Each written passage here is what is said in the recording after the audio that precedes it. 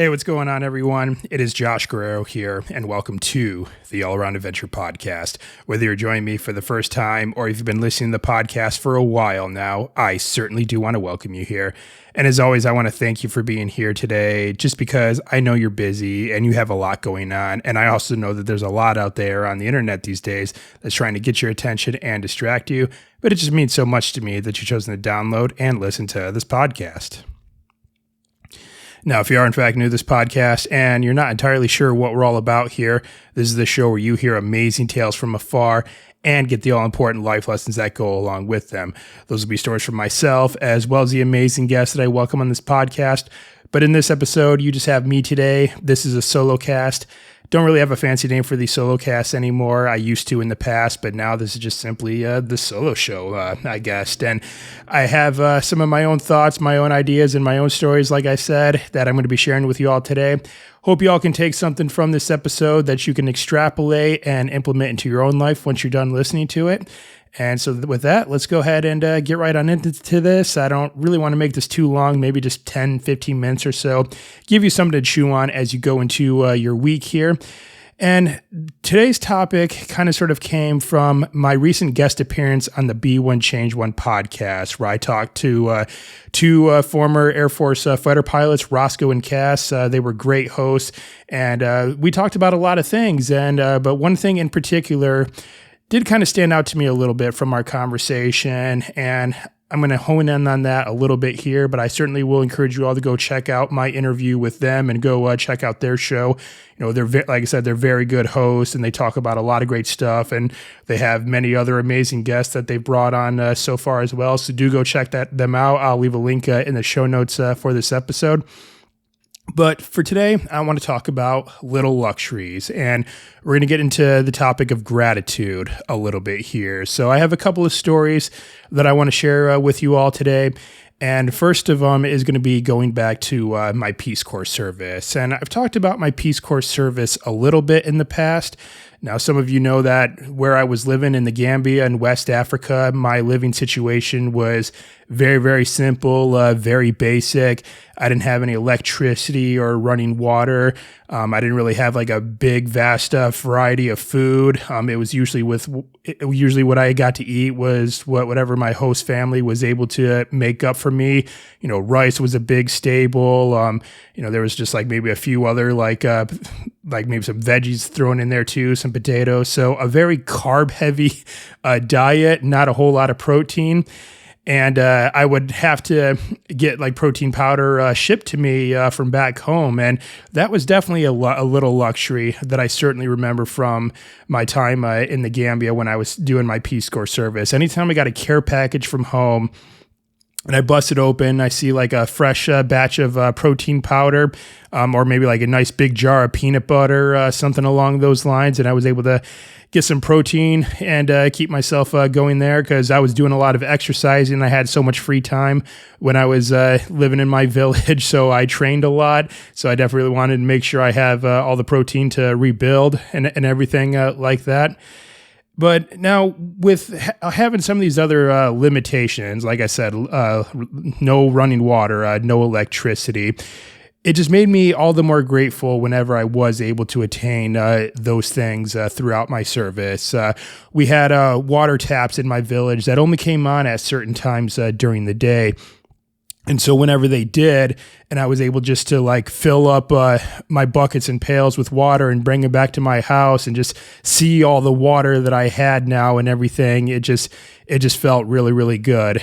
And there was a nearby city named Basse, and where the Peace Corps had what was called a transit house, and that was just where exactly like it sounds. You know, Peace Corps volunteers could stay there when they were kind of in transit from going to their village and then maybe to the capital, or you know, sometimes some Peace Corps volunteers, if they just needed a break from village, if they wanted to get like internet access, which, you know, it wasn't super duper fast there, but we did have it. Or if they just maybe wanted to spend a couple nights in the air conditioning because, you know, again, not having any electricity in my square hut in my village, you know, it got so hot there at night. And, you know, during like most of the time there in the Gambia, you're looking at about like 100 degrees in both the wet and the dry season. So and it doesn't really cool off very much at night either. Like the heat very much lingers throughout the night.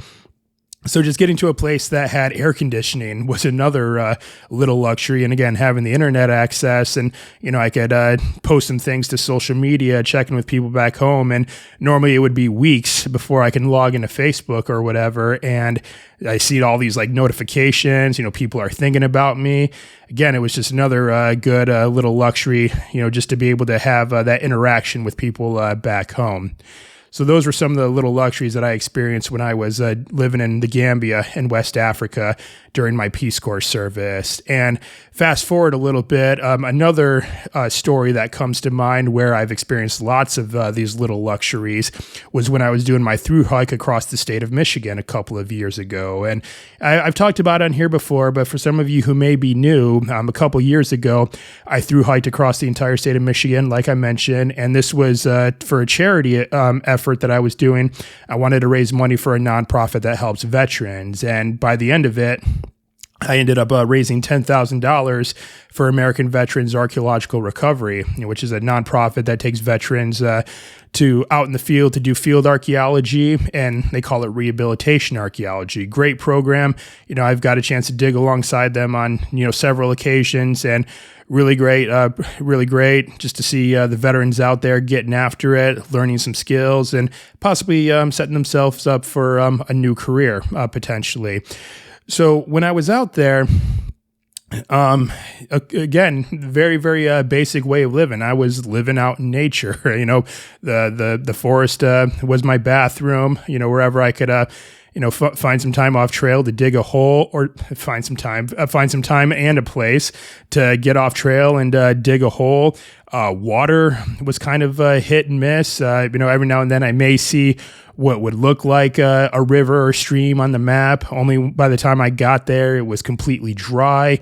And then also finding like a good camping spot was hard at times too. And you could usually just pitch a tent anywhere on that trail, depending on where you are. Like most national forests, for instance, you can kind of just, pitch your tent anywhere. You can seem to find a place.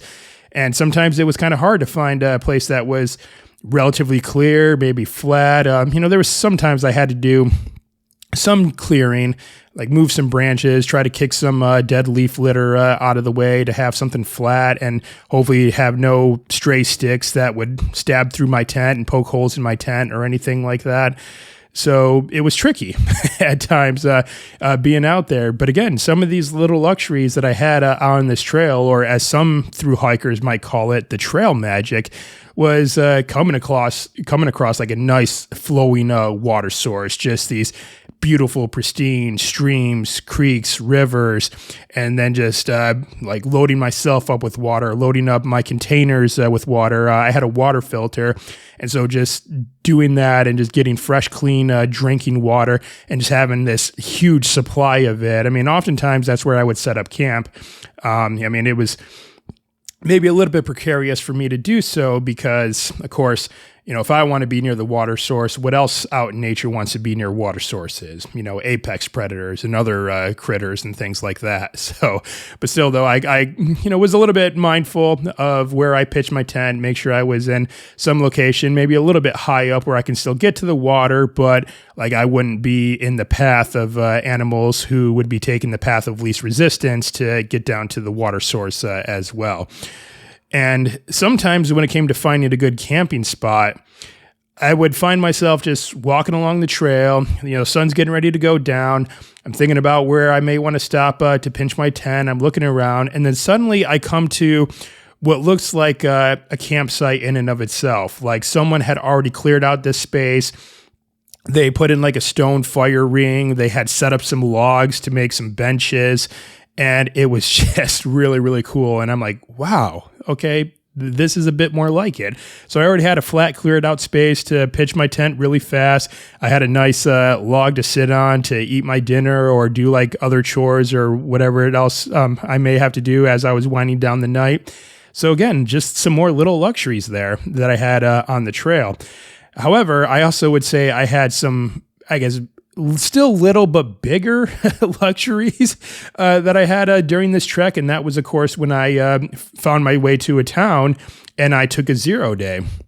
A 0 day meaning I wasn't hiking. I was just resting, recovering, taking stock of my gear and, doing any repairs I needed to do, post updates to social media or whatever.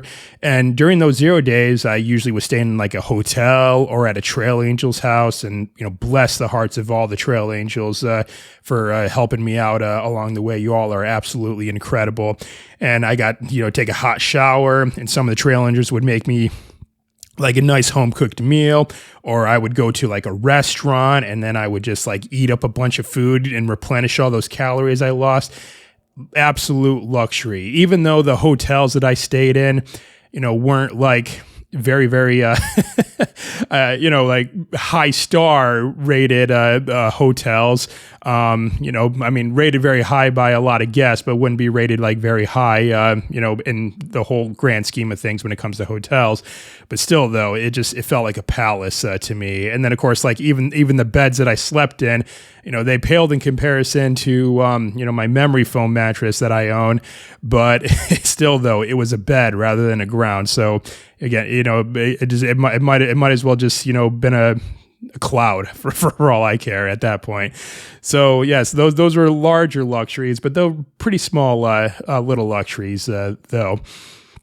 So when I wanted to share these stories with you all today because a thought had came to my mind as I was sort of reflecting on these stories after I had my conversation with Roscoe and Cass on their, like I said, their B1 Change One podcast. And it kind of, I developed like a saying, and this isn't going to rhyme. This isn't going to sound like super duper neat, but I wrote it down here and I'm going to say that, tell it to you all now here. And that is, when you have little, you're grateful for the little things. But when you have abundance, it seems like gratitude kind of gets left out.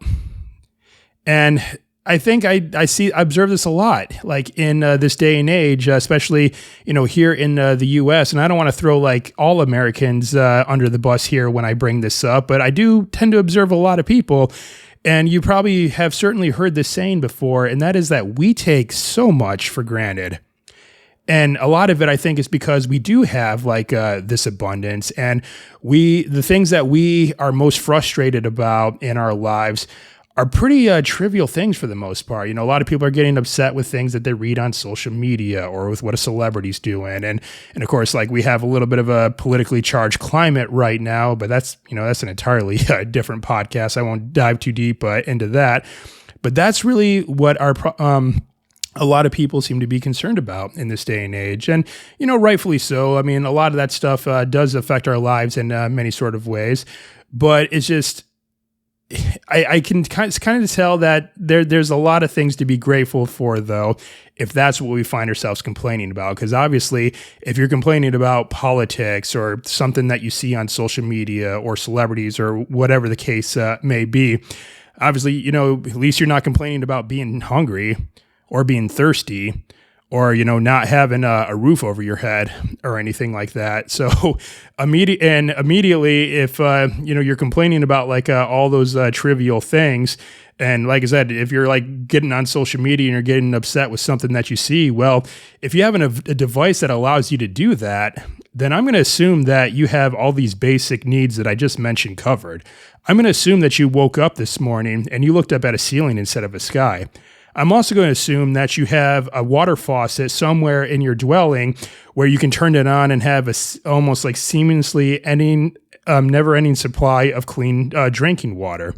I'm also going to assume that you probably have a refrigerator and a pantry and maybe a few cupboards like that you have filled up with food that you chose for yourself.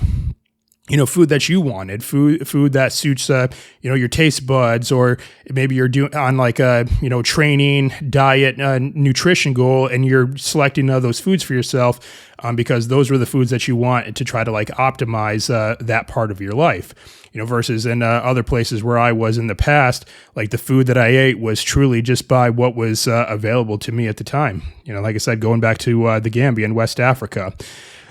So that's one thing that I want to think about here when it comes to like gratitude. Like if you feel like you don't have a whole lot to be grateful for, there's a good chance that you have plenty to be grateful for right now. And I want to talk about 3 that I would encourage you all to take inventory of in your life right now. Like I said, the basics. Do you have shelter? Do you have water? Do you have food? The next thing that I want to talk about is, do you have good people in your life? And I'm not talking about just people that you go party with like on the weekends, or you spend hours playing video games with. And I'm not knocking those kinds of activities. I think there's a time and a place for those to unwind. But do you have people in your life that you could call them at 0:30 in the morning with a problem that you're facing, and then they wouldn't hesitate to get their shoes on and come help you or talk you through whatever it is that you're facing? It's like, I think with social media especially, I think a lot of people feel that they have a lot of clout if they have a shit ton of followers, like on their Instagram or X or wherever they're doing the social media thing. But, it really does beg the question, though. It's like, yes, let's say you do have 1 million followers. How many of the people out of those 1 million followers, like, would loan you $500 today if you needed the money? Or like I said, if you were to call them at 3 o'clock in the morning, would they be more than willing to help you, or would they feel very, very inconvenienced? So something to think about too. And I found that as I got older, I think my friend circle shrunk quite a bit, but what I've lost in quantity, I certainly made up for in quality. Because I do have those people in my life that I know I can count on for a lot of amazing things. So think about too, it's just like, who do you have in your life right now? Do you have those types of people that you could rely on? And if you don't think you don't, well, go to places and partake in activities where people like that go to. Places like the gym, maybe doing CrossFit, yoga, or any activity out there where someone's going to go to better themselves, and jujitsu, get on the mats and roll around with some of them. So think about that. Is how you're going to bolster up and get some really good people in your life and in your corner. And the last thing that I want to talk about today the last point is that you're above ground right now. You're breathing. You woke up today. I remember my recent conversation that I had with Brad Thor, and he brought up this really, really interesting idea that really stuck with me. And he talked about things like a bottle of wine, and how a lot of people would just stow a bottle of wine in a cellar somewhere and just wait for a special occasion to bust it out and drink it. And then he says, well, I'm above ground today, so that's just a special occasion as any, I would say. And that really stuck with me, because exactly, it's just like, what special occasion do you need to wait for when you woke up this morning, when you're breathing, when you're above ground, when you're alive?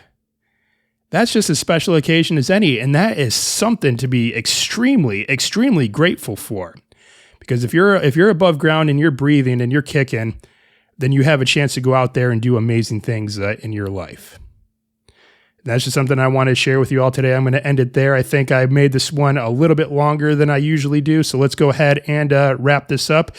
I hope you all got some things from this episode today that you can implement into your life once you're done listening to it. It really does mean a lot to me that you've chosen to download this podcast to listen to what I had to say today. And if you did find value in what you heard today, share the show. I mean, if you have other people in your life that you think would benefit from this message, share it on Instagram, on X, or, wherever you're doing the social media thing, and, tell some other people about it, or, send the links directly to a friend or family member. And, that really also helps grow the show significantly. So I certainly appreciate your efforts in getting the word out. And you can also help the podcast by leaving us a rating and review. Seems like Apple Podcasts and Spotify are the most popular podcast directories out there. So head there and leave us a rating and review. I know on Spotify, it's very quick and easy to rate the show. So if you have a few moments, please feel free to do so. And again, I would certainly appreciate the support with helping me grow this podcast up. All right, everyone. And aside from that, I'll be back next Monday with a brand new episode featuring another fantastic guest. So be sure to check back in for that. Thank you all very much again for tuning in today. I'm Josh Guerrero, and I will see you all next time.